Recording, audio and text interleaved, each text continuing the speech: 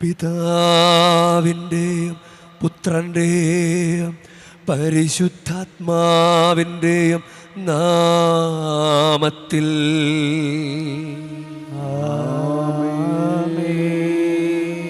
നമ്മുടെ കർത്താവായ യേശുക്രിസ്തുവിൻ്റെ കൃപയും പിതാവായ ദൈവത്തിൻ്റെ സ്നേഹവും പരിശുദ്ധാത്മാവിൻ്റെ സംസർഗവും നിങ്ങളോടു കൂടെ ആത്മാവോടും കൂടെ. ഈശോയിൽ സ്നേഹമുള്ളവരെ, ഭക്തിയോടുകൂടെ നമുക്ക് ഈ ബലി അർപ്പിക്കാം. നമുക്ക് ഇന്നത്തെ വചനങ്ങൾ ശ്രവിക്കുമ്പോഴും ജനത്തിൻ്റെ കഷ്ടത മനസ്സിലാക്കി കൂടെ നിൽക്കുന്ന ദൈവമാണ് നമ്മുടേത്. ഇസ്രായേൽ ജനത്തെ ഈജിപ്തിൻ്റെ അടിമത്തത്തിൽ നിന്ന് മോചിപ്പിക്കുന്ന ദൈവം. അതിൻ്റെ അർത്ഥം കഷ്ടപ്പാടുകളിൽ, അവരുടെ ദുരിതങ്ങളിൽ കൂടെ നിൽക്കുന്ന ദൈവമാണ്. ഇന്നത്തെ സുവിശേഷത്തിലും തൻ്റെ കൂടെയുള്ള ശിഷ്യന്മാരെ റെക്കമെൻഡ് ചെയ്ത് സംസാരിക്കുന്ന ദൈവത്തെ നമ്മൾ കാണുന്നുണ്ട്. നമുക്കതുകൊണ്ട് ഇതിൻ്റെ എല്ലാം ഒരു കാര്യം, കൂടെ നിൽക്കുന്ന ദൈവത്തിൻ്റെ കൂടെ നിൽപ്പ് അനുഭവിക്കാൻ സാധിക്കണമെങ്കിൽ നമ്മൾ കൂടെ നിൽക്കണം. ഇപ്പോൾ നമുക്ക് അതിനുള്ള സുന്ദരമായൊരു അവസരം കൂടിയാണിത്. നമ്മൾ പരിശുദ്ധ ബലിയർപ്പിക്കുകയാണ്. ഈശോയുടെ പീഡാനുഭവ രഹസ്യങ്ങളുടെ അനുസ്മരണമാണ് ഈ പരിശുദ്ധ കുർബാന. നമുക്ക് കൂടെ നിൽക്കാനായിട്ട് സാധിക്കും. പക്ഷേ നമുക്ക് പല വിചാരം വരാം, അശ്രദ്ധ വരാം, മറ്റു പല കാര്യങ്ങൾ ആലോചിച്ചിരിക്കാം. ഇങ്ങനെ നമുക്ക് കൂടെ നിൽക്കാതിരിക്കാം. നമ്മൾ തന്നെ പറയണം, ഞാൻ കൂടെ ഉണ്ടോ എന്ന്. നമ്മൾ തന്നെ ഉറപ്പിക്കുക. അവരവരുടെ കാര്യം നോക്കുക. നമ്മുടെ കൂടെ ഉള്ളവർ അവരെങ്ങനെയാണ് കർത്താവിൻ്റെ കൂടെ നിൽക്കുന്നതെന്ന് അവർ പരിശ്രമിക്കട്ടെ. നമ്മൾ ഓരോരുത്തരും കർത്താവിൻ്റെ കൂടെ എങ്ങനെയാണ്, ഈ 1 മണിക്കൂർ സമയം എങ്ങനെയാണ് കർത്താവിൻ്റെ കൂടെ നിൽക്കേണ്ടതെന്ന് നമുക്കൊന്ന് ട്രൈ ചെയ്ത് നോക്കാം. കൂടെ നിന്നാൽ കർത്താവ് കൂടെ നിൽക്കുന്നത് നമുക്ക് അനുഭവിക്കാൻ സാധിക്കും. സഹോദരരേ, ദിവരഹസ്യങ്ങൾ കൊണ്ടാടുന്നതിന് നാം യോഗ്യരാകേണ്ടതിന് നമ്മുടെ പാപങ്ങൾ ഏറ്റുപറയാ സർവശക്തനായ ദൈവത്തോടും സഹോദരരേ നിങ്ങളോടും ഞാൻ ഏറ്റുപറയുന്നു. എന്തെന്നാൽ വിചാരത്താലും വാക്കാലും പ്രവൃത്തിയാലും ഉപേക്ഷയാലും ഞാൻ വളരെയേറെ പാപം ചെയ്തു പോയി. എൻ്റെ പിഴ, എൻ്റെ വലിയ പിഴ. ആകയാൽ നിത്യകന്യകയായ പരിശുദ്ധ മറിയത്തോടും എല്ലാ മാലാഖമാരോടും വിശുദ്ധരോടും സഹോദരരെ നിങ്ങളോടും ഞാൻ അപേക്ഷിക്കുന്നു, എനിക്കു വേണ്ടി നമ്മുടെ കർത്താവായ ദൈവത്തോട് പ്രാർത്ഥിക്കണമേ. സർവശക്തനായ ദൈവം കനിഞ്ഞ് നമ്മുടെ പാപങ്ങൾ പൊറുത്ത് നമ്മെ നിത്യജീവിതത്തിലേക്ക് നയിക്കുമാറാകട്ടെ.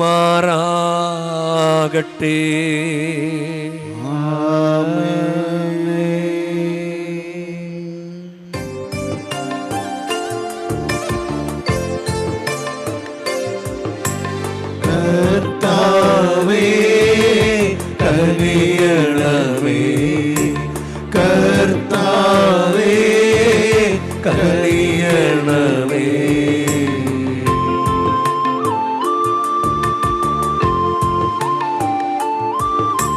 ക്രിസ്തുവേ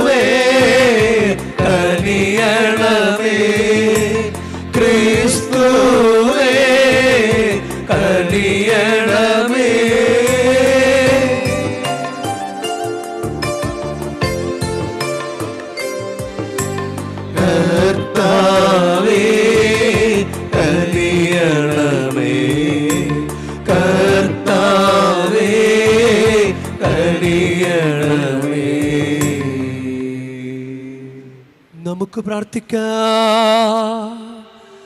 ദൈവമേ, വഴിതെറ്റിയവർ നേർവഴിയിലേക്ക് തിരികെ വരാൻ പ്രാപ്തരാകേണ്ടതിന് അങ്ങേ സത്യത്തിൻ്റെ പ്രകാശം ഞങ്ങൾക്ക് കാണിച്ചു നൽകുന്നുവല്ലോ. ക്രിസ്ത്യവിശ്വാസം പ്രഖ്യാപിക്കുന്നവരെല്ലാം ആ ക്രിസ്തീയ നാമത്തിന് വിരുദ്ധമായവ വിട്ടുപേക്ഷിക്കാനും അനുയുക്തമായവ പിഞ്ചെല്ലാനും ഇടയാക്കണമേ. അങ്ങയോടുകൂടെ പരിശുദ്ധാത്മാവുമായുള്ള ഐക്യത്തിൽ എന്നെന്നും ദൈവമായി ജീവിച്ചു വാഴുന്ന ഞങ്ങളുടെ കർത്താവും അങ്ങയുടെ പുത്രനുമായ യേശുക്രിസ്തു വഴി ഞങ്ങൾ സമർപ്പിക്കുന്ന പ്രാർത്ഥന കേട്ടരുളേണമേ.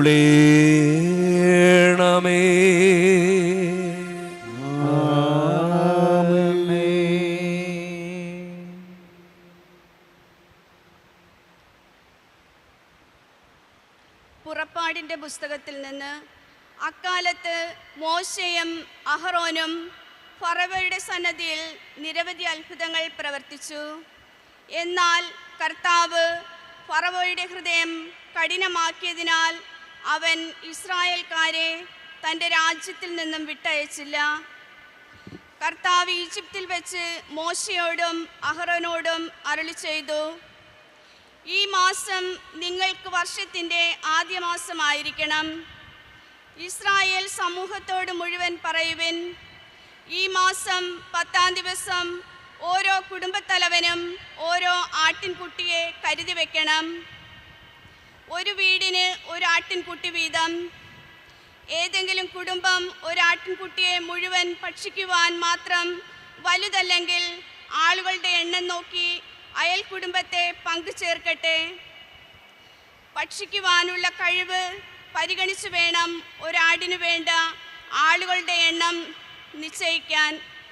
കോലാടുകളിൽ നിന്നോ ചെമ്മരി ആടുകളിൽ നിന്നോ ആട്ടിൻകുട്ടിയെ തിരഞ്ഞെടുത്തു കൊള്ളുക. എന്നാൽ അത് 1 വയസ്സുള്ളതും ഊനമറ്റതുമായ മുട്ടാടായിരിക്കണം. ഈ മാസം 14-ാം ദിവസം വരെ അതിനെ സൂക്ഷിക്കണം. ഇസ്രായേൽ സമൂഹം മുഴുവൻ തങ്ങളുടെ ആട്ടിൻകുട്ടികളെ അന്ന് സന്ധ്യയ്ക്ക് കൊല്ലണം. അതിൻ്റെ രക്തത്തിൽ നിന്ന് കുറച്ചെടുത്ത് ആടിനെ ഭക്ഷിക്കാൻ കൂടിയിരിക്കുന്ന വീടിൻ്റെ 2 കട്ടിളക്കാലുകളിലും മേൽപ്പടിയിലും പുരട്ടണം. അവർ അതിൻ്റെ മാംസം തീയിൽ ചുട്ട് പുളിപ്പില്ലാത്ത അപ്പവും കയ്പുള്ള ഇലകളും കൂട്ടി അന്ന് രാത്രി ഭക്ഷിക്കണം. ചുട്ടല്ലാതെ പച്ചയോ വെള്ളത്തിൽ വേവിച്ചോ ഭക്ഷിക്കരുത്. അതിനെ മുഴുവനും തലയും കാലും ഉൾഭാഗവും അടക്കം ചുട്ടു ഭക്ഷിക്കണം. പ്രഭാതമാകുമ്പോൾ അതിൽ യാതൊന്നും അവശേഷിക്കരുത്. എന്തെങ്കിലും മിച്ചം വന്നാൽ തീയിൽ ദഹിപ്പിക്കണം. ഇപ്രകാരമാണ് അത് ഭക്ഷിക്കേണ്ടത്. അരമുറുക്കി ചെരുപ്പുകൾ അണിഞ്ഞ് വടി കയ്യിലേന്തി തിടുക്കത്തിൽ ഭക്ഷിക്കണം. കാരണം അത് കർത്താവിൻ്റെ പെസഹായാണ്. ആ രാത്രി ഞാൻ ഈജിപ്തിലൂടെ കടന്നുപോകും. ഈജിപ്തിലെ മനുഷ്യരുടെയും മൃഗങ്ങളുടെയും ആദിജാതരെയെല്ലാം ഞാൻ സംഹരിക്കും. ഈജിപ്തിലെ ദേവന്മാർക്കെല്ലാം എതിരായി ഞാൻ ശിക്ഷാവിധി നടത്തും. ഞാനാണ് കർത്താവ്. കട്ടളയിലുള്ള രക്തം നിങ്ങൾ ആ വീട്ടിൽ താമസിക്കുന്നതിൻ്റെ അടയാളമായിരിക്കും. അത് കാണുമ്പോൾ ഞാൻ നിങ്ങളെ കടന്നുപോകും. ഞാൻ ഈജിപ്തിനെ പ്രഹരിക്കുമ്പോൾ ആ ശിക്ഷ നിങ്ങളെ ബാധിക്കുകയില്ല. ഈ ദിവസം നിങ്ങൾക്ക് ഒരു സ്മരണാദിനമായിരിക്കട്ടെ. ഇത് തലമുറ തോറും കർത്താവിൻ്റെ തിരുനാളായി നിങ്ങൾ ആചരിക്കണം. ഇത് നിങ്ങൾക്ക് എന്നേക്കും ഒരു കൽപ്പനയായിരിക്കും. കർത്താവിൻ്റെ വചനം. ഞാൻ രക്ഷയുടെ പാനപാത്രം ഉയർത്തി കർത്താവിൻ്റെ നാമം വിളിച്ചപേക്ഷിക്കും. ഞാൻ രക്ഷയുടെ പാനപാത്രം ഉയർത്തി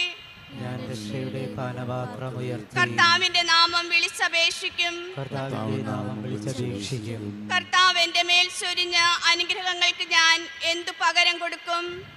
ഞാൻ രക്ഷയുടെ പാനപാത്രം ഉയർത്തി കർത്താവിൻ്റെ നാമം വിളിച്ചപേക്ഷിക്കും. ഞാൻ രക്ഷയുടെ പാനപാത്രം ഉയർത്തി ഞാൻ രക്ഷയുടെ പാനപാത്രമുയർത്തി കർത്താവിന്റെ നാമം വിളിച്ചപേക്ഷിക്കും. കർത്താവിന്റെ നാമം വിളിച്ചപേക്ഷിക്കും. തന്റെ വിശുദ്ധരുടെ മരണം കർത്താവിന് അമൂല്യമാണ്. കർത്താവെ, ഞാൻ അവിടുത്തെ ദാസനാണ്, അവിടുത്തെ ദാസനും അവിടുത്തെ ദാസിയുടെ പുത്രനും തന്നെ. അവിടുന്ന് എൻ്റെ ബന്ധനങ്ങൾ തകർത്തു. ഞാൻ രക്ഷയുടെ പാനപാത്രമുയർത്തി ഞാൻ രക്ഷയുടെ പാനപാത്രമുയർത്തി കർത്താവിന്റെ നാമം വിളിച്ചപേക്ഷിക്കും. കർത്താവിന്റെ നാമം വിളിച്ചപേക്ഷിക്കും. ഞാൻ അങ്ങേക്ക് കൃതജ്ഞതാ ബലി അർപ്പിക്കും. ഞാൻ കർത്താവിന്റെ നാമം വിളിച്ചപേക്ഷിക്കും. അവിടുത്തെ ജനത്തിന്റെ മുമ്പിൽ കർത്താവിന് ഞാൻ എൻ്റെ നേർച്ചകൾ നിറവേറ്റും. ഞാൻ രക്ഷയുടെ പാനപാത്രമുയർത്തി ഞാൻ രക്ഷയുടെ പാനപാത്രമുയർത്തി കർത്താവിന്റെ നാമം വിളിച്ചപേക്ഷിക്കും. കർത്താവിന്റെ നാമം വിളിച്ചപേക്ഷിക്കും. Hallelujah hallelujah hallelujah. കർത്താവ് അരുളി ചെയ്യുന്നു, എൻ്റെ ആടുകൾ എൻ്റെ സ്വരം ശ്രവിക്കുന്നു, എനിക്കവയറിയാം, അവ എന്നെ അനുഗമിക്കുന്നു. കർത്താവ് നിങ്ങളോടു കൂടെ.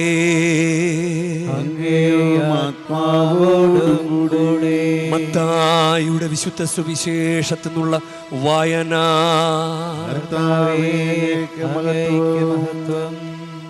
അക്കാലത്ത് ഒരു സാപത്തിൽ യേശു ഗോതമ്പ് വയലിലൂടെ കടന്നു പോവുകയായിരുന്നു. അവൻ്റെ ശിഷ്യന്മാർക്ക് വിശന്നു. അവർ കതിരുകൾ പറിച്ചു തിന്നാൻ തുടങ്ങി. ഫരിസേയർ ഇത് കണ്ട് അവനോട് പറഞ്ഞു, നോക്കൂ, സാപത്തിൽ നിഷിദ്ധമായത് നിന്റെ ശിഷ്യന്മാർ ചെയ്യുന്നു. അവൻ പറഞ്ഞു, വിശന്നപ്പോൾ ദാവീദും അനുചരന്മാരും എന്താണ് ചെയ്തതെന്ന് നിങ്ങൾ വായിച്ചിട്ടില്ലേ? അവൻ ദൈവഭവനത്തിൽ പ്രവേശിച്ച് പുരോഹിതന്മാർക്കല്ലാതെ തനിക്കോ സഹചരന്മാർക്കോ ഭക്ഷിക്കാൻ അനുവാദമില്ലാത്ത കാഴ്ചയപ്പം ഭക്ഷിച്ചതെങ്ങനെ? അല്ലെങ്കിൽ സാപത്ത് ദിവസം ദേവാലയത്തിലെ പുരോഹിതന്മാർ സാപത്ത് ലംഘിക്കുകയും അതേസമയം കുറ്റമറ്റവരായിരിക്കുകയും ചെയ്തത് എങ്ങനെയെന്ന് നിങ്ങൾ നിയമത്തിൽ വായിച്ചിട്ടില്ലേ? എന്നാൽ ഞാൻ നിങ്ങളോട് പറയുന്നു, ദേവാലയത്തെക്കാൾ ശ്രേഷ്ഠമായ ഒന്ന് ഇവിടെ ഉണ്ട്. ബലിയല്ല, കരുണയാണ് ഞാൻ ആഗ്രഹിക്കുന്നത് എന്നതിൻ്റെ അർത്ഥം മനസ്സിലാക്കിയിരുന്നുവെങ്കിൽ നിങ്ങൾ നിരപരാധരെ കുറ്റം വിധിക്കുമായിരുന്നില്ല.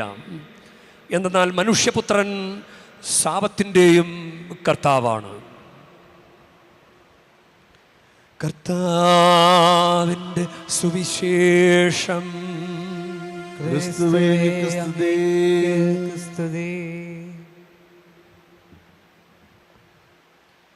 ഈശോയിൽ സ്നേഹമുള്ളവരെ, നിങ്ങൾക്കെല്ലാവർക്കും ഈ ദിവസത്തിൻ്റെ ഉന്നതമായ അഭിഷേകം ആശംസിക്കാം. കർത്താവ് കൂടെ നിൽക്കുന്ന ദൈവമാണ്. അതിനു വേണ്ടിയിട്ടാണ് ഇസ്രായേൽ ജനത്തെ സഹായിക്കാനായിട്ട് ദൈവം തയ്യാറാകുന്നത്. പുറപ്പാടിൻ്റെ പുസ്തകം 3-9 ഇതാ, ഇസ്രായേൽ മക്കൾ നിലവിളി എൻ്റെ അടുത്തെത്തിയിരിക്കുന്നു. ഈജിപ്തുകാർ അവരെ എപ്രകാരം മർദ്ദിക്കുന്നുവെന്ന് ഞാൻ കണ്ടു. ആകയാൽ വരൂ, ഞാൻ നിന്നെ ഫറവയുടെ അടുക്കലേക്ക് അയക്കാം. നീ എൻ്റെ ജനമായ ഇസ്രായേൽ മക്കളെ ഈജിപ്തിൽ നിന്ന് പുറത്തു കൊണ്ടുവരണം. ഇത് മോശയെ അങ്ങനെ നിയോഗിച്ച് അയക്കുകയാണ്. അപ്പോൾ മോശയെ ശക്തിപ്പെടുത്തി അങ്ങനെ അയക്കുമ്പോഴും പുറപ്പാടിൻ്റെ പുസ്തകം 4-10 മോശ കർത്താവിനോട് പറഞ്ഞു, കർത്താവേ, ഞാൻ ഒരിക്കലും വാക്ചാതുര്യമുള്ളവനായിരുന്നില്ല. അങ്ങ് ദാസനോട് സംസാരിച്ചതിന് ശേഷവും അങ്ങനെ തന്നെ. സംസാരിക്കുമ്പോൾ നാവിന് തടസ്സമുള്ളവനാണ് ഞാൻ. അത് ദൈവം വന്ന് സംസാരിച്ചിട്ടും എനിക്കൊരു മാറ്റവും ഇല്ല കർത്താവേ എന്ന് പറയാൻ. അങ്ങെന്നോട് സംസാരിച്ച് അങ്ങ് ഈ ദൗത്യം ഏൽപ്പിച്ചിട്ടും എന്നിലൊരു മാറ്റം എനിക്ക് തോന്നുന്നില്ല. ഒരു കഴിവുമില്ല, എനിക്ക് സംസാരിക്കാൻ പറ്റുന്നില്ല. കർത്താവ് അവനോട് ചോദിച്ചു, ആരാണ് മനുഷ്യന് സംസാര ശക്തി നൽകിയത്? ആരാണ് അവനെ മൂകനോ ബധിരനോ കാഴ്ചയുള്ളവനോ കുരുടനോ ആക്കുന്നത്? കർത്താവായ ഞാനല്ലേ? ആകയാൽ നീ പുറപ്പെടുക, സംസാരിക്കാൻ ഞാൻ നിന്നെ സഹായിക്കും. നീ പറയേണ്ടതെന്തെന്ന് ഞാൻ പഠിപ്പിച്ചു തരും. അപ്പോൾ വീണ്ടും അപേക്ഷിച്ചു. എന്നാൽ അവൻ അപേക്ഷിച്ചു, കർത്താവെ, ദയ ചെയ്ത് മറ്റെന്തെങ്കിലും അയക്കണം, മറ്റാരെങ്കിലും അയക്കണം, മറ്റെന്തെങ്കിലും ഒരു വഴി എനിക്ക് തരണമേ എന്ന് പറഞ്ഞ് പ്രാർത്ഥിക്കണം. അങ്ങനെയാണ് അഹറോനെ കൂടെ അയക്കുന്നത്. അതാണ് ദൈവം നമ്മളെ സഹായിക്കും എന്നതിൻ്റെ തെളിവാണ് ഇത്.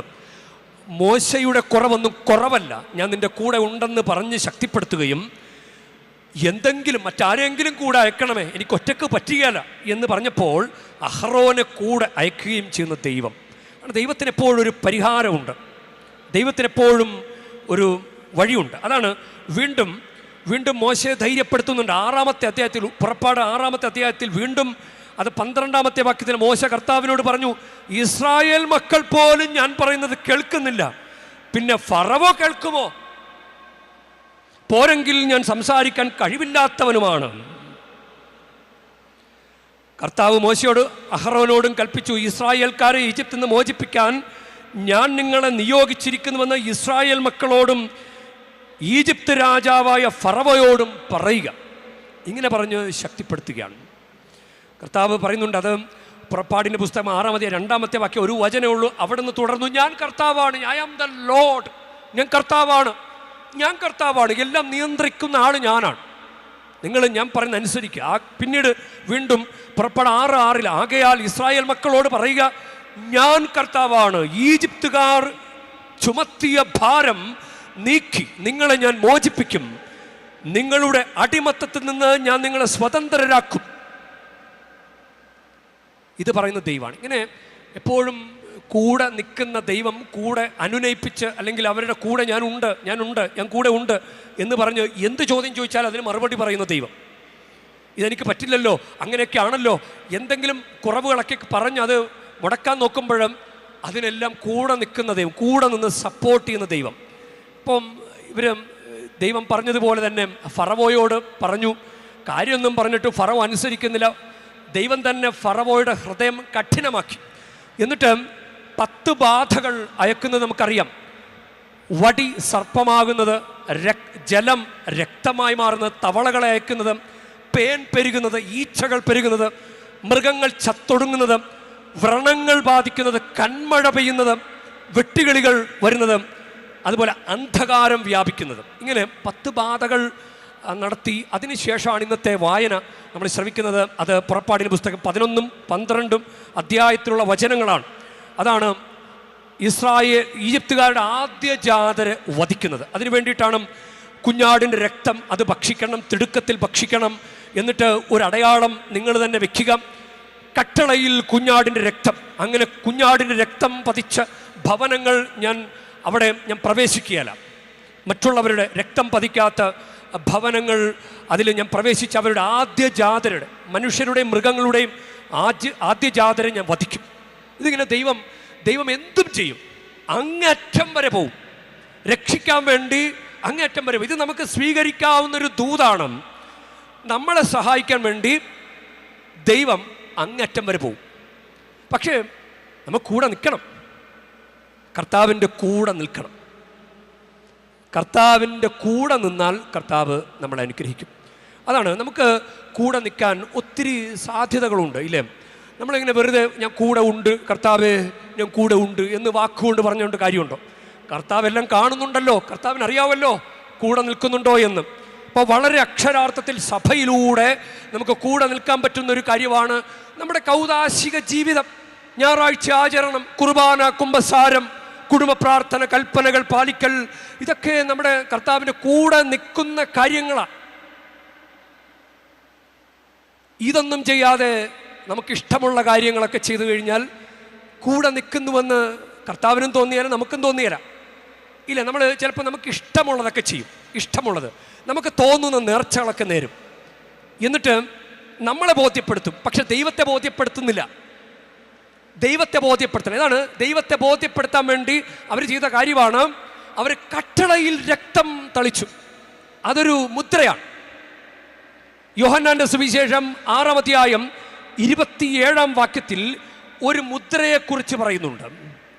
യോഹന്നാന്റെ സുവിശേഷം 6-ാം അധ്യായം 27-ാം വാക്യം, നശ്വരമായ അപ്പത്തിന് വേണ്ടി അധ്വാനിക്കാതെ മനുഷ്യപുത്രൻ തരുന്ന നിത്യജീവന്റെ അനശ്വരമായ അപ്പത്തിന് വേണ്ടി അധ്വാനിക്കുവിൻ.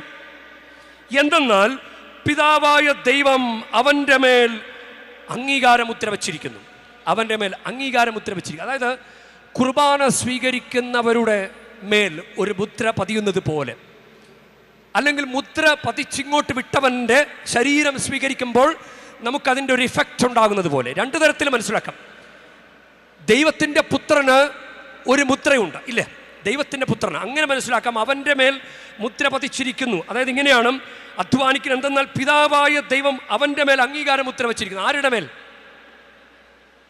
ആരുടെ മേലാണ്? ഈശോയുടെ മേലാണോ? കുർബാന സ്വീകരിക്കുന്നത് നമ്മുടെ മേലാണോ? എങ്ങനെയായാലും നമുക്ക് നല്ലതാണ്.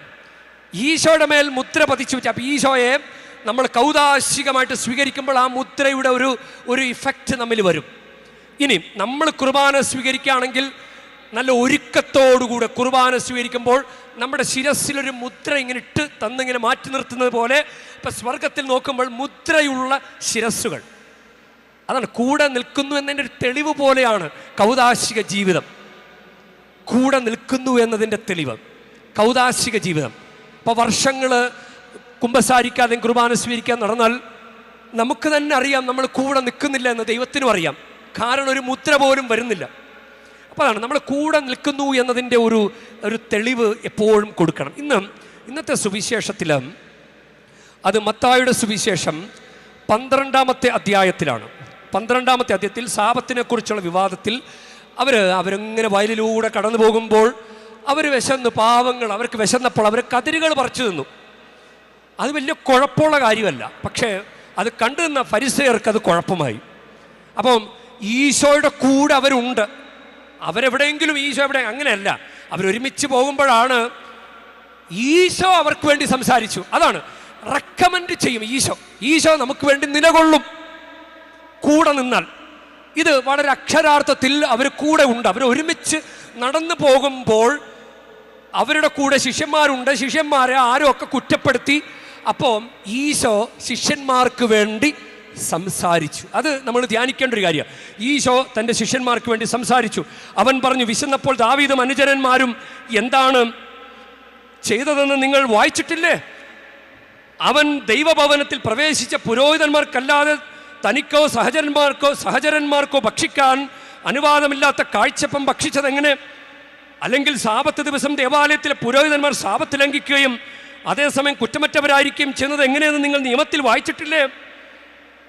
ഞാൻ നിങ്ങളോട് പറയുന്നു, എന്തെന്നാൽ മനുഷ്യപുത്രൻ സാബത്തിൻ്റെ കർത്താവാണ്. ഇങ്ങനെ പറഞ്ഞിട്ട് അവർക്ക് വേണ്ടി സംസാരിക്കുന്ന ദൈവം. ഇതിങ്ങനെ കൂടെ നിൽക്കുമ്പോൾ ദൈവം ഇടപെടും. അതിന് ഒരു സ്ത്രീ, പാപിനിയായ സ്ത്രീ, ഈശോ ഒരു ഫരിസേയൻ്റെ വീട്ടിലും ഈശോയെ വിരുന്നിന് വിളിച്ചു. ഈശോ ഭക്ഷണത്തിനിരുന്നു. അപ്പോൾ ഈശോ അവിടെ ഉണ്ടെന്ന് അറിഞ്ഞിട്ട് പാപിനിയായ സ്ത്രീ അവിടെ വന്നു. അവരിങ്ങനെ സുഗന്ധദ്രവ്യങ്ങൾ കൊണ്ട് ഇങ്ങനെ പാദങ്ങൾ കഴുകി തലമുടി കൊണ്ട് തുടച്ചു. ഇങ്ങനെ ചെയ്തുകൊണ്ടിരുന്ന സ്ത്രീയെ കണ്ടിട്ട് ആ ഫരിസേയർ പിറുപിറുത്തു. അപ്പം അത് ലൂക്കായുടെ സുവിശേഷം 7-ാം അധ്യായം 47-ാമത്തെ വാക്യമാണ്. ഈശോ പറഞ്ഞു, അതിനാൽ ഞാൻ നിന്നോട് പറയുന്നു, ഇവളുടെ നിരവധിയായ പാപങ്ങൾ ക്ഷമിക്കപ്പെട്ടിരിക്കുന്നു. എന്തെന്നാൽ ഇവൾ അധികം സ്നേഹിച്ചു. ആരോടൽപ്പം ക്ഷമിക്കപ്പെടുന്നുവോ അവൻ അല്പം സ്നേഹിക്കുന്നു. ഇത് അവൾക്ക് വേണ്ടി സംസാരിച്ചു. ഒരു പാപിനിയായ സ്ത്രീക്ക് വേണ്ടി ഈശോ സംസാരിച്ചതുകൊണ്ട് അക്ഷരാർത്ഥത്തിൽ അവൾ ഈശോയുടെ കൂടെ ഉണ്ട്. അക്ഷരാർത്ഥത്തിൽ അവൾ ഈശോയുടെ കൂടെ ഉണ്ടായാൽ ഈശോ നമുക്ക് വേണ്ടി നിലകൊള്ളും. കൂടെ ഉണ്ടായാൽ. ഇനിയും ലൂക്കായുടെ സുവിശേഷം തന്നെ 15-ാം അധ്യായത്തിൽ അങ്ങനെ ധൂർത്തപുത്രൻ തിരിച്ചു വന്നപ്പോഴും അവൻ പന്നിക്കൂട്ടിലായിരുന്നു. അപ്പോൾ കൂടെയില്ല. പക്ഷേ അവൻ വീട്ടിൽ വന്നു. അപ്പോൾ പിതാവിൻ്റെ കൂടെ ഉണ്ട്. പിതാവായ ദൈവം പറയുന്നത് പോലെയാണ് ധൂർത്തപുത്രൻ്റെ അപ്പൻ മൂത്ത മകനോട് പറയുന്നത് ഇപ്രകാരമാണ്. അപ്പോൾ പിതാവ് പറഞ്ഞു, മകനെ, നീ എപ്പോഴും എന്നോട് കൂടെ ഉണ്ടല്ലോ, എനിക്കുള്ളതെല്ലാം നിൻ്റെതാണ്. ഇപ്പോൾ നമ്മൾ ആനന്ദിക്കുകയും ആഹ്ലാദിക്കുകയും വേണം. എന്തെന്നാൽ നിന്റെ ഈ സഹോദരൻ മൃതനായിരുന്നു, അവനിപ്പോൾ ജീവിക്കുന്നു, നഷ്ടപ്പെട്ടിരുന്നു, ഇപ്പോൾ കണ്ടുകിട്ടിയിരിക്കുന്നു. കണ്ടോ, ഈ ഇളയവന് വേണ്ടി പിതാവ് സംസാരിക്കുന്നത് കണ്ടോ? ഇനി യോഹന്നാന്റെ സുവിശേഷം 8-ാം അധ്യായത്തിൽ അങ്ങനെ ഒരു വ്യഭിചാരത്തിൽ പിടിക്കപ്പെട്ട സ്ത്രീയെ കല്ലെറിഞ്ഞ് കൊല്ലാൻ വേണ്ടി അവർ ഓടിച്ചുകൊണ്ട് വരിക. ശരിക്കും പറഞ്ഞാൽ അവർ ഈശോയെ കുറ്റം വിധിക്കാൻ വേണ്ടിയിട്ടാണ് കൊണ്ടുവന്നത്. പക്ഷേ അവർ യഥാർത്ഥത്തിൽ ആ സ്ത്രീയെ രക്ഷിക്കാൻ വേണ്ടി കൊണ്ടുവന്നത് പോലെയാണ്. ദൈവത്തിൻ്റെ അടുക്കൽ കൊണ്ടുവന്നു. ദൈവത്തിൻ്റെ അടുക്കൽ കൊണ്ടുവന്നാൽ ദൈവത്തിൻ്റെ അടുക്കൽ വന്നു നിന്നാൽ ദൈവം പിന്നെ സംസാരിക്കും. ഏത് പാപിയായാലും ഏത് തകർച്ചയിൽപ്പെട്ട ആളായാലും ദൈവം പിന്നെ നിലകൊള്ളും ദൈവത്തിൻ്റെ കൂടെ. അപ്പോൾ ആ അക്ഷരാർത്ഥത്തിൽ ആ സ്ത്രീ ദൈവത്തിൻ്റെ കൂടെ, ഈശോയുടെ കൂടെയാണ്. അപ്പോൾ ഈശോ പറഞ്ഞു, യോഹന്നാൻ 8-ാം അധ്യായം 7-ാം വാക്യം, അവർ ആവർത്തിച്ച് ചോദിച്ചുകൊണ്ടിരുന്നപ്പോൾ അവൻ നിവർന്ന് അവരോട് പറഞ്ഞു, നിങ്ങളിൽ പാപമില്ലാത്തവൻ ആദ്യം അവളെ കല്ലെറിയട്ടെ. ഈശോ ഈ വർത്തമാനം പറഞ്ഞില്ലായിരുന്നുവെങ്കിലുള്ള അവസ്ഥയെക്കുറിച്ച് ചിന്തിച്ചിട്ടുണ്ടോ? ഈശോ പറയുന്നത് കണ്ടോ? ഈശോ കൂടെ നിന്ന് കഴിഞ്ഞാൽ ഈശോ നമ്മുടെ കൂടെ നിൽക്കും, നമുക്കത് അനുഭവിക്കാൻ സാധിക്കും. ഈശോയുടെ കൂടെ ഇല്ലെങ്കിൽ നമുക്ക് ഈശോയുടെ സാന്നിധ്യം നമുക്ക് അനുഭവിക്കാനും സാധിക്കുകയില്ല. ഈശോ കൂടെ ഉണ്ടെന്ന് നമുക്ക് തോന്നുകയുമില്ല. അതുകൊണ്ട് നമുക്ക് ഇന്നത്തെ ദിവസം നമുക്ക് പ്രത്യേകമായിട്ട് പ്രാർത്ഥിക്കാം. നമ്മളൊന്ന് ആത്മശോധന ചെയ്താൽ മതി. ഇങ്ങനെ കൂട്ടത്തിൽ ഇങ്ങനെ വരുമ്പോഴും ആരെങ്കിലുമൊക്കെ കൂട്ടത്തിലുള്ളവർ പ്രാർത്ഥിച്ചെന്ന് കരുതി ഞാൻ ദൈവത്തിൻ്റെ കൂടെയാണോ? എൻ്റെ അമ്മ മുട്ടുമെന്ന് പ്രാർത്ഥിച്ചെന്ന് കരുതി ഞാൻ ദൈവത്തിൻ്റെ കൂടെയാണോ? എൻ്റെ അപ്പൻ പ്രാർത്ഥിച്ചെന്ന് കരുതി ഞാൻ ദൈവത്തിൻ്റെ കൂടെയാണോ? വ്യക്തിപരമായിട്ട് നമ്മൾ ചോദിക്കണം, ഞാൻ ദൈവത്തിൻ്റെ കൂടെയാണോ? ഞാൻ ദൈവത്തിൻ്റെ കൂടെ നിൽക്കുന്നുണ്ടോ എന്ന് നമ്മൾ ചിന്തിക്കണം. നമ്മൾ കൂട്ടത്തിൽ പോകുമ്പോൾ അറിയല, പക്ഷേ കർത്താവിൻ്റെ മുമ്പിൽ ഒറ്റയ്ക്കൊറ്റക്കാണ് നിൽക്കേണ്ടത്, കർത്താവിന് മുമ്പിൽ. അതുകൊണ്ട് നമുക്ക് ഈ ഒരു കൃപയ്ക്ക് വേണ്ടി പ്രാർത്ഥിക്കാം. ഇങ്ങനെ കർത്താവിനോട് ചേർന്ന് നിൽക്കാൻ വേണ്ടി നമ്മൾ കുമ്പസാരിക്കുമ്പോഴും കുർബാന സ്വീകരിക്കുമ്പോഴും കർത്താവിനോട് ചേർന്ന് നിൽക്കുകയാണ്. നമ്മൾ ചിലപ്പോൾ പാപപരിഹാരം അച്ഛൻ പറയും, പ്രായശ്ചിത്തം എന്നാണ് പറയുന്നതല്ലോ. പക്ഷെ അത് അങ്ങനെയല്ല പറയേണ്ടത് എന്ന് ഞാൻ കരുതുകയാണ്. അതൊരു ദൈവവുമായിട്ട് കണക്ട് ചെയ്യുന്ന ഒരു ലിങ്കാണ് ആ പ്രയർ. നമ്മളിപ്പോൾ ഈ കുർബാന അർപ്പിക്കുന്നു, ദൈവവുമായിട്ട് കണക്ട് ചെയ്യുന്നുണ്ട്. നമ്മുടെ കുർബാന സ്വീകരണം ദൈവവുമായിട്ട് കണക്ട് ചെയ്യുന്നുണ്ട്. നമ്മുടെ കുമ്പസാരം ദൈവവുമായിട്ട് കണക്ട് ചെയ്യുന്നുണ്ട്. നമ്മളൊരു വിശ്വാസ പ്രമാണം ചൊല്ലിയാൽ തീരാവുന്ന പാപമേ ഉള്ളോ? അല്ല. അപ്പോൾ ഈശോയാണ് നമുക്ക് വേണ്ടി പാപപരിഹാരം ചെയ്തത്, നമുക്കൊരു നിവൃത്തിയുമില്ല. അപ്പം പാപപരിഹാരം ചെയ്തവനെ മുട്ടി നിൽക്കുക, അതാണ് ഇങ്ങനെ പോയി മുട്ടി നിൽക്കുക, അതാണ് നമ്മൾ ചെയ്യേണ്ടത്. നമ്മുടെ ജീവിതത്തിൽ അങ്ങനെ മുട്ടി നിന്ന് കഴിഞ്ഞാൽ നമുക്ക് ആ കൃപയും കിട്ടും, ഈശോ നമുക്ക് വേണ്ടി സംസാരിക്കുകയും നിലകൊള്ളുകയും ചെയ്യും. ഇസ്രായേൽ ജനത്തിൻ്റെ കൂടെ നിന്നതുപോലെ, ഇന്നത്തെ ശിഷ്യന്മാരുടെ കൂടെ നിന്നതുപോലെ ദൈവം നമ്മുടെ കൂടെ നിൽക്കും. നമുക്കതുകൊണ്ട് തളരാതെ നമ്മളിങ്ങനെ ആ വഴി നിൽക്കുന്നവർ പറയുന്ന ദുരാചാരങ്ങൾ ചെയ്താൽ നമ്മൾ കർത്താവിൻ്റെ കൂടെയാണെന്ന് തെളിയിക്കാൻ പറ്റില്ല. അത് ഈശോയുമായിട്ട് ഒരു ബന്ധവും ഇല്ല. ഈശോയുമായിട്ട് ബന്ധമുള്ള കാര്യങ്ങൾ ചെയ്യണം. ഈശോയുമായി ഡയറക്റ്റ് ഒരു ബന്ധമില്ലാത്ത കാര്യങ്ങൾ ചെയ്തു കൂട്ടി ഞാൻ അതൊക്കെ ചെയ്തു എന്ന് നമ്മളെ സ്വയം തൃപ്തിപ്പെടുത്തിയതുകൊണ്ട് കാര്യമില്ല. ദൈവത്തെ ബോധ്യപ്പെടുത്തണം.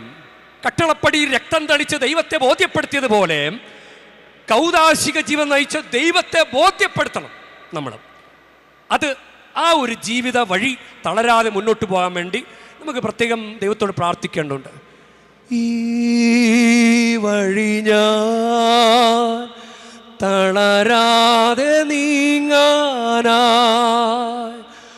ഈ വഴി ഞാൻ തളരാതെ നീങ്ങാനായി,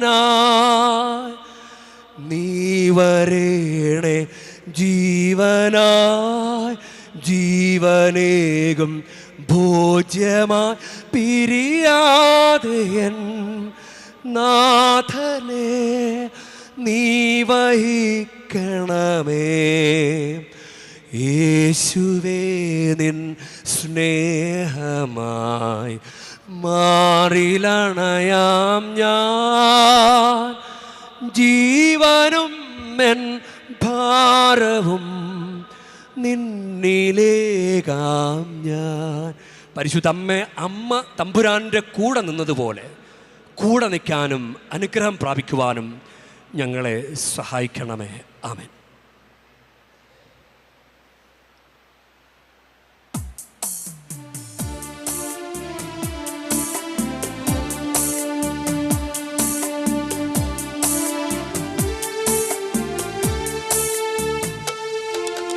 കനിവോടെ സ്വീകരിക്കണമേ, നിറയുമീ ജീവിത കാലത്തിൽ സന്തോഷ സന്താപ മാലിക. കനിവോടെ സ്വീകരിക്കണമേ, കനിവോടെ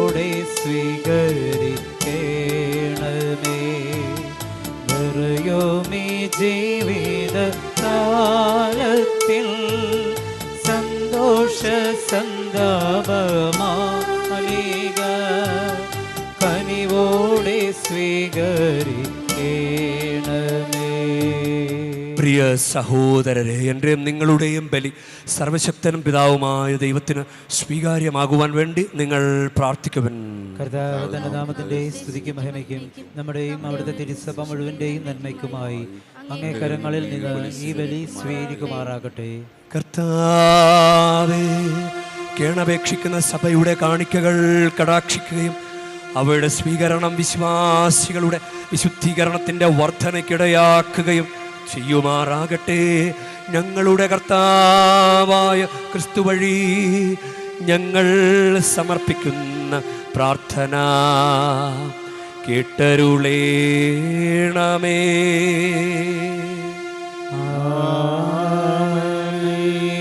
കർത്താവ് നിങ്ങളോടു കൂടെ, അങ്ങേ ആത്മാവോടും കൂടെ. ഹൃദയങ്ങൾ ഉയർത്തുവിൻ. കർത്താവിലേക്ക് ഞങ്ങൾ ഉയർത്തിയിരിക്കുന്നു. നമ്മുടെ കർത്താവായ ദൈവത്തിന് നന്ദി പ്രകാശിപ്പിക്കാം. അത് ഉചിതവും ന്യായവും തന്നെ. ഏറ്റവും പരിശുദ്ധനായ പിതാവേ, അങ്ങേ പ്രിയപുത്രനായ യേശു ക്രിസ്തുവിലൂടെ എങ്ങും എപ്പോഴും അങ്ങേക്ക് ഞങ്ങൾ കൃതജ്ഞത അർപ്പിക്കുന്നത് യഥാർത്ഥത്തിൽ ഉചിതവും ന്യായവും യോഗ്യവും രക്ഷാകരവുമാണല്ലോ. പരിശുദ്ധാത്മാവാൽ മനുഷ്യാവതാരം ചെയ്യുകയും കന്യകയിൽ നിന്ന് ജാതനാവുകയും ഞങ്ങൾക്ക് രക്ഷകനും ഉദ്ധാരകനുമായി അങ്ങ് അയക്കുകയും ചെയ്ത് അങ്ങേ വചനം വഴി അങ്ങ് സമസ്തവും സൃഷ്ടിച്ചു. അങ്ങ് തിരുവുള്ളം നിറവേറ്റിക്കൊണ്ടും പരിശുദ്ധമായൊരു ജനത്തെ അങ്ങേക്ക് നേടിത്തന്നുകൊണ്ടും പീഡാസഹനവേളയിൽ കൈകൾ വിരിച്ച് അവിടുന്ന് മരണം ഉന്മൂലനം ചെയ്യുകയും ഉത്ഥാനം വെളിപ്പെടുത്തുകയും ചെയ്തു. ആകയാൽ എല്ലാ മാലാഖമാരോടും വിശുദ്ധരോടും ചേർന്ന് അങ്ങയുടെ മഹത്വത്തെ പ്രകീർത്തിച്ചുകൊണ്ട് ഞങ്ങളും താഴ്മയോടെ ആലപിക്കുന്നു. പരിശുദ്ധൻ പരിശുദ്ധൻ പരിശുദ്ധൻ സൈന്യങ്ങളുടെ കർത്താവാം ദൈവം പരിശുദ്ധൻ, ദൈവം പരിശുദ്ധൻ. നിരുപമങ്ങേ മഹിമകളാൽ നിറഞ്ഞു മഹിയും വിണ്ടലവും. ഹോസാന ഹോസാന അത്യുന്നതങ്ങളിൽ ഹോസാന. കർത്താവിൻ തിരുനാമത്തിൽ വരുവോരേറ്റം ധന്യനുമാം.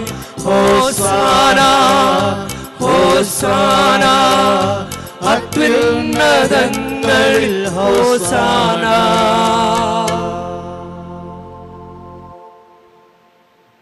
കർത്താവേ, സർവവിശുദ്ധിയുടെയും ഉറവിടമായ അങ്ങ് സത്യമായും പരിശുദ്ധനാകുന്നു. ആകയാലങ്ങ് ആത്മാവാൽ മഞ്ഞുകണം പോലെ ഈ കാണിക്കകൾ പവിത്രമാക്കണമേ. അങ്ങനെ ഞങ്ങൾക്കായി ഇവ ഞങ്ങളുടെ കർത്താവായ യേശു ക്രിസ്തുവിൻ്റെ ശരീരവും രക്തവുമായി തീരുമാറാകട്ടെ. അവിടുന്ന് ഒറ്റിക്കൊടുക്കപ്പെട്ട് സ്വമനസാലെ പീഡകൾ സഹിച്ചപ്പോൾ അപ്പമെടുത്ത് കൃതജ്ഞത പ്രകാശിപ്പിച്ച് മുറിച്ച് തൻ്റെ ശിഷ്യന്മാർക്ക് കൊടുത്ത് കൊണ്ട് അരുൾ ചെയ്തു, എല്ലാവരും ഇതിൽ നിന്ന് വാങ്ങി ഭക്ഷിക്കുവിൻ. എന്തെന്നാൽ ഇത് നിങ്ങൾക്കു വേണ്ടി അർപ്പിക്കാനിരിക്കുന്ന എൻ്റെ ശരീരമാകുന്നു.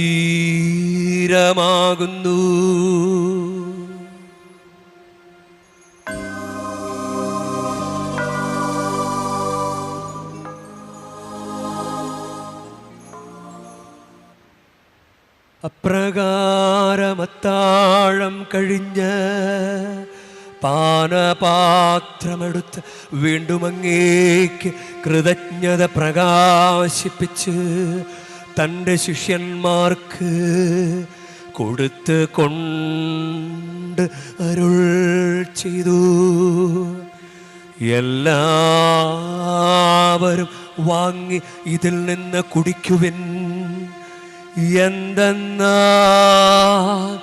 ഇത് നിങ്ങൾക്കു വേണ്ടിയും അനേകർക്കു വേണ്ടിയും പാപമോചനത്തിനായി ചിന്തപ്പെടാനിരിക്കുന്ന എൻ്റെ രക്തത്തിൻ്റെ നവീനവും സനാതനവുമായ ഉടമ്പടിയുടെ പാനപാത്രമാകുന്നു.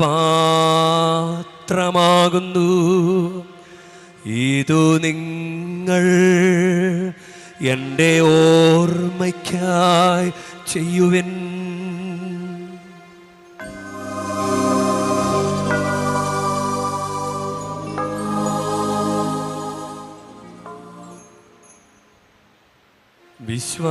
വിശ്വാസത്തിൻ്റെ രഹസ്യം. കർത്താവേ, അങ്ങ് വീണ്ടും വരുന്നതുവരെ അങ്ങേ മരണം ഞങ്ങൾ പ്രഖ്യാപിക്കുന്നു. അങ്ങേ ഉയർപ്പ് ഞങ്ങൾ ഏറ്റുപറയുന്നു. ആകയാൽ കർത്താവേ, അവിടുത്തെ മരണവും ഉയർപ്പും ഓർത്തുകൊണ്ട് അങ്ങേ തിരുമുൻപിൽ നിൽക്കുന്നതിനും അങ്ങേ പരിചരിക്കുന്നതിനും അർഹരാക്കി തീർത്തതിന് ഞങ്ങൾ നന്ദി പറഞ്ഞുകൊണ്ട് ജീവൻ്റെ അപ്പവും രക്ഷയുടെ പാനപാത്രവും ഞങ്ങൾ അങ്ങേക്ക് അർപ്പിക്കുന്നു. ക്രിസ്തുവിൻ്റെ ശരീരത്തിലും രക്തത്തിലും പങ്കുചേരുന്ന ഞങ്ങളെ പരിശുദ്ധാത്മാവിൽ ഒന്നായി ചേർക്കണമെന്ന് താഴ്മയോടെ ഞങ്ങൾ അപേക്ഷിക്കുന്നു. കർത്താവേ, ലോകമെങ്ങും വ്യാപിച്ചു കിടക്കുന്ന അങ്ങേ കത്തോലിക്ക തിരുസഭയെ ഓർക്കണമേ. ഞങ്ങളുടെ പരിശുദ്ധ പിതാവ് ലയോ 14 പാപ്പയോടും ഞങ്ങളുടെ രൂപതാധ്യക്ഷനായ സഹായരാജ് മെത്രാനോടും വൈദിക ഗണത്തോടുമൊത്ത് സഭയെ അങ്ങ് സ്നേഹത്തിൻ്റെ പരിപൂർണതയിൽ എത്തിക്കണമേ. ഉയർപ്പിൻ്റെ പ്രത്യാശയോടെ നിദ്ര കൊള്ളുന്ന ഞങ്ങളുടെ സഹോദരീ സഹോദരന്മാരെയും അങ്ങ് കാരുണ്യത്തിൽ മരണമടഞ്ഞ സകലരെയും അങ്ങ് ഓർക്കുകയും അങ്ങ് തിരുമുഖത്തിൻ്റെ പ്രകാശത്തിലേക്ക് അവരെ സ്വീകരിക്കുകയും ചെയ്യണമേ. ഞങ്ങളെല്ലാവരിലും കനിയണമെന്ന് ഞങ്ങൾ പ്രാർത്ഥിക്കുന്നു. അങ്ങനെ ദൈവമാതാവായ പരിശുദ്ധ കന്യകാമറിയത്തോടും ആ കന്യകയുടെ വിരക്ത ഭർത്താവായ ഭാഗ്യപ്പെട്ട വിശുദ്ധ യൗസപിതാവിനോടും അനുഗ്രഹീതര അപ്പോസ്തലന്മാരോടും മഹിമയേറിയ രക്തസാക്ഷികളോടും ഞങ്ങളുടെ സ്വർഗീയ മധ്യസ്ഥരോടും കാലാകാലങ്ങളിൽ അങ്ങേ പ്രസാദിപ്പിച്ച സകല വിശുദ്ധരോടുമൊത്ത് നിത്യജീവനിൽ പങ്കുചേരാൻ ഞങ്ങൾ അർഹരാക്കുകയും അങ്ങേ പുത്രനായ യേശു ക്രിസ്തു വഴി ഞങ്ങളങ്ങേ സ്തുതിക്കുകയും മഹത്വപ്പെടുത്തുകയും ചെയ്യുമാറാകട്ടെ. ക്രിസ്തുവിലൂടെ, ക്രിസ്തുവിനോടുകൂടെ, ക്രിസ്തുവിൽ തന്നെ സർവശക്തനായ ദൈവവും പിതാവുമായ അങ്ങേക്ക് പരിശുദ്ധാത്മാവുമായുള്ള ഐക്യത്തിൽ എല്ലാ ബഹുമതിയും മഹത്വവും എന്നുമെന്നേക്കും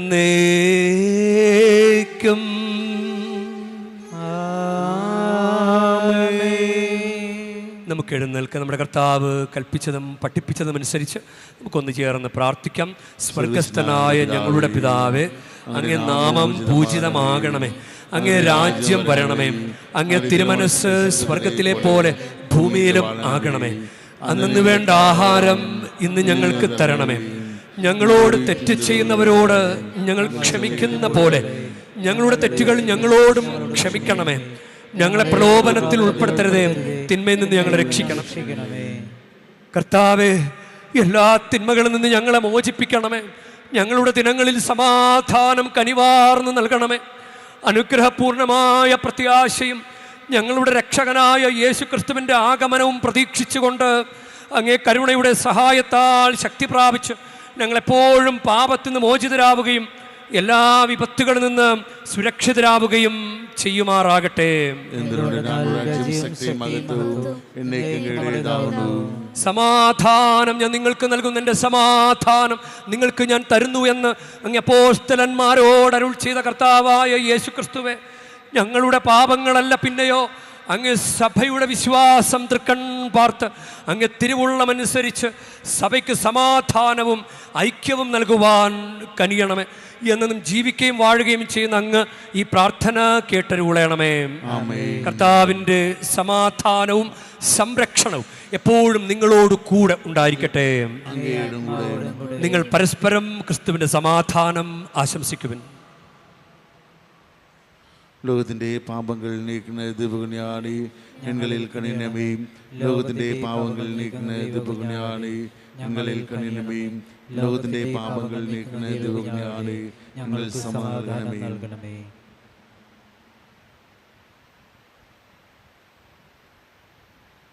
ഇതാ ദൈവത്തിൻ്റെ കുഞ്ഞാട്, ഇതാ ലോകത്തിൻ്റെ പാപങ്ങൾ നീക്കുന്നവൻ. കുഞ്ഞാടിൻ്റെ വിരുന്നിന് ക്ഷണിക്കപ്പെട്ടിരിക്കുന്നവർ അനുഗ്രഹീത. കർത്താവേ, അങ്ങൻ്റെ ഭവനത്തിൽ പ്രവേശിക്കാൻ ഞാൻ യോഗ്യനല്ല. അങ്ങ് ഒരു വാക്കുച്ചരിച്ചാൽ മാത്രം മതി, എൻ്റെ ആത്മാവ് സുഖം പ്രാപിക്കും.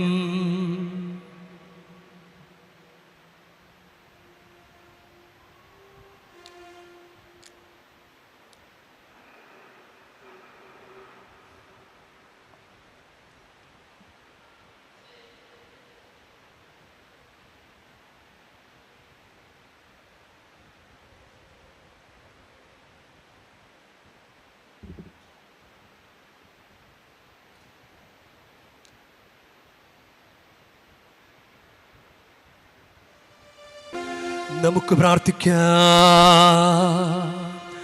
കർത്താവേ, ഈ ദാനങ്ങൾ സ്വീകരിച്ചുകൊണ്ട് ഞങ്ങൾ പ്രാർത്ഥിക്കുന്നു. ദിവ്യരഹസ്യത്തിലുള്ള പങ്കാളിത്തത്തോടൊപ്പം ഞങ്ങളുടെ രക്ഷയും ഫലവും വർദ്ധമാനമാകട്ടെ.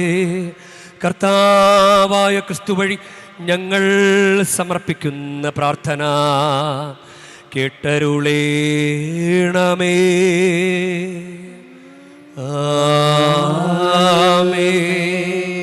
കർത്താവ് നിങ്ങളോടു കൂടെ, പരിശുദ്ധ വേളാങ്കണ്ണി മാതാവിനോടുള്ള അനുഗ്രഹ പ്രാർത്ഥനയ്ക്കായി ശിരസ് നമിക്കാം. ഉണ്ണീശോയെ കയ്യിലേന്തിയ പരിശുദ്ധ വേളാങ്കണ്ണി മാതാവേ, ഇവിടെ കൂടിയിരിക്കുന്ന എല്ലാ ഭക്തജനങ്ങളെയും ഇവരുടെ കുടുംബങ്ങളെയും സോഷ്യൽ മീഡിയയിലൂടെ ബലിയിൽ പങ്കെടുത്ത എല്ലാവരെയും അങ്ങ് അനുഗ്രഹിച്ച് ആശീർവദിക്കണമേ. ഇവരുടെ മനസ്സ് തളർന്നു പോകുമ്പോൾ പാൽക്കാരനായ ബാലൻ്റെ പാൽക്കുടത്തിലെ പാൽ നിറഞ്ഞു തുളുമ്പിയതുപോലെ ഇവരെയും സന്തോഷത്താൽ നിറയ്ക്കണമേ. പരാജയങ്ങൾ ഇവരെ തളർത്തുമ്പോൾ മുടന്തനായ ബാലനെ നടക്കാനിടയാക്കിയതുപോലെ ഇവരെയും താങ്ങി നടത്തണമേ. പോർച്ചുഗീസ് നാവികരെ സുരക്ഷിതമായി കരയിലേക്ക് എത്തിച്ചതുപോലെ സങ്കടക്കടലിൽ വലയുന്ന എല്ലാവരെയും അങ്ങ് കരകയറ്റണമേ. അനുഗ്രഹദായിനിയായ പരിശുദ്ധാരോഗ്യമാതാവിൻ്റെ ആശീർവാദം നിങ്ങളോടുകൂടെ എപ്പോഴും ഉണ്ടായിരിക്കട്ടെ. ഈശോ തൻ്റെ മാതാവിൻ്റെ കരങ്ങളിലൂടെ നമ്മേവരെയും സ്പർശിക്കുകയും സുഖപ്പെടുത്തുകയും കാത്തു സംരക്ഷിക്കുകയും ചെയ്യട്ടെ. സർവശക്തനും കാരുണ്യവാനുമായ ദൈവം പിതാവും പുത്രനും പരിശുദ്ധാത്മാവും നിങ്ങളെ ഏവരെയും, നിങ്ങളുടെ കുടുംബങ്ങളെയും, നിങ്ങളുടെ പ്രാർത്ഥനാ നിയോഗങ്ങളെയും സമൃദ്ധമായി അനുഗ്രഹിക്കുമാറാകട്ടെ.